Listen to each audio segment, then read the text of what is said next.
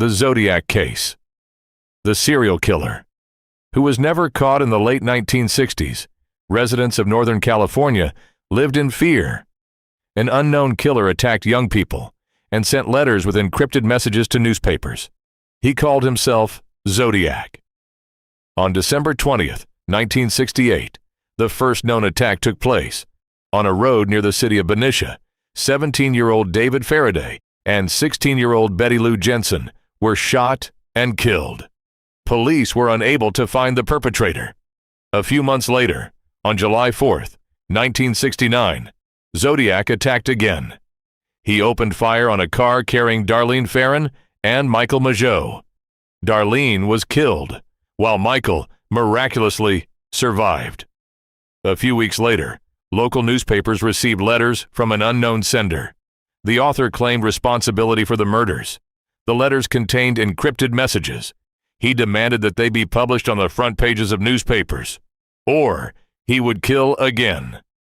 It was then that the killer first signed himself as Zodiac. On September 27, 1969, another attack occurred. On the shore of Lake Berryessa, an unknown man wearing a black hood with the Zodiac symbol drawn on it attacked a young couple with a knife. The male victim survived and was able to describe the criminal to the police. 2 weeks later, Zodiac murdered taxi driver Paul Stein in San Francisco.